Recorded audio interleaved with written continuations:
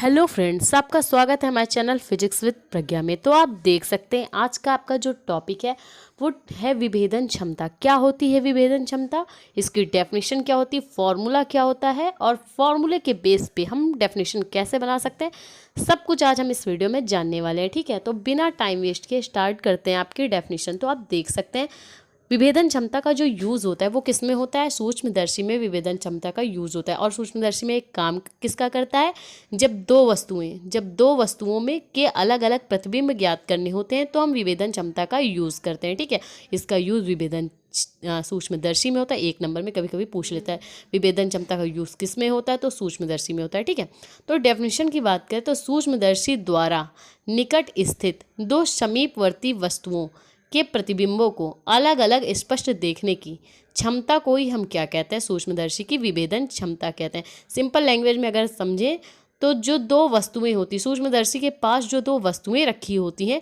उनके प्रतिबिंबों को अलग अलग स्पष्ट रूप से सूक्ष्मदर्शी द्वारा देखने की क्षमता को हम क्या कहते हैं, विभेदन क्षमता। जैसा कि आप नाम से ही समझ सकते हैं, विभेदन यानी कि विभेद करना। दो वस्तुएं हैं जैसे उनमें अलग अलग विभेद करने की क्षमता, विभेदन क्षमता। ठीक है, तो एक बार फिर से इसकी डेफिनेशन देख ले। सूक्ष्मदर्शी द्वारा निकट स्थित दो समीपवर्ती वस्तुओं के प्रतिबिंबों को अलग अलग स्पष्ट रूप से देखने की क्षमता को ही हम क्या कहते हैं, सूक्ष्मदर्शी की विभेदन क्षमता कहते हैं। तो बात करें इसके फॉर्मूले के बारे में तो देख सकते हैं विभेदन क्षमता अनुक्रमानुपाती होती है शंकुकोण अपॉन तरंग दैर्घ्य। यानी कि आप कह सकते हैं कि विभेदन क्षमता शंकुकोण के अनुक्रमानुपाती तथा तरंग दैर्घ्य के, प्रकाश की जो तरंग दैर्घ्य है उसके क्या होती है, व्युत्क्रमानुपाती होती है। ठीक है, विभेदन क्षमता शंकुकोण के अनुक्रमानुपाती तथा तरंग दैर्घ्य के क्या होती है, व्युत्क्रमानुपाती होती है। और विभेदन क्षमता को हम डिनोट किससे करते हैं, विभेदन क्षमता को हम डी से डिनोट करते हैं, इसे डी से व्यक्त करते हैं। ठीक है, तो फॉर्मूले की बात करें विभेदन क्षमता इज इक्वल टू क्या हो जाएगा, 2 sin अल्फा अपॉन 1.22 1.22 लैम्डा। ठीक है, डी इज इक्वल टू क्या होता है, 2 sin अल्फा अपॉन 1.22 लैम्डा। ये फॉर्मूला होता है, न्यूमेरिकल में इसका काफ़ी यूज़ होता है। ठीक है, और कभी कभी पूछ लेता है विभेदन क्षमता का फॉर्मूला बताइए।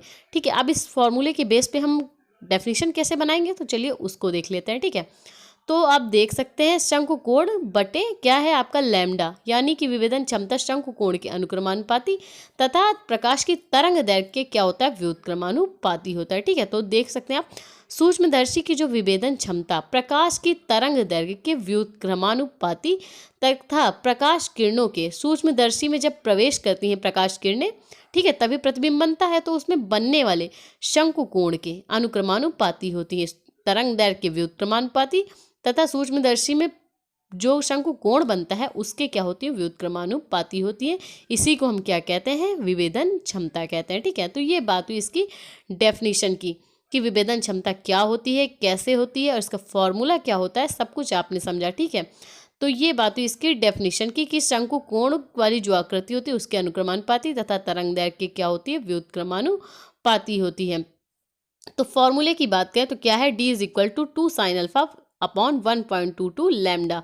तो ये है विभेदन क्षमता की डेफिनेशन, आप देख सकते हैं। तो सूक्ष्मदर्शी की जो विभेदन क्षमता है वो क्या करती है, उसका काम है दो प्रतिबिंबों को अलग अलग स्पष्ट रूप से दिखाना। ठीक है, तो अगर आपको सूक्ष्मदर्शी की विभेदन क्षमता समझ में आई हो तो प्लीज़ वीडियो को लाइक और हमारे चैनल को सब्सक्राइब करें। मिलते हैं इसके नेक्स्ट टॉपिक पे। Thank you for watching this video.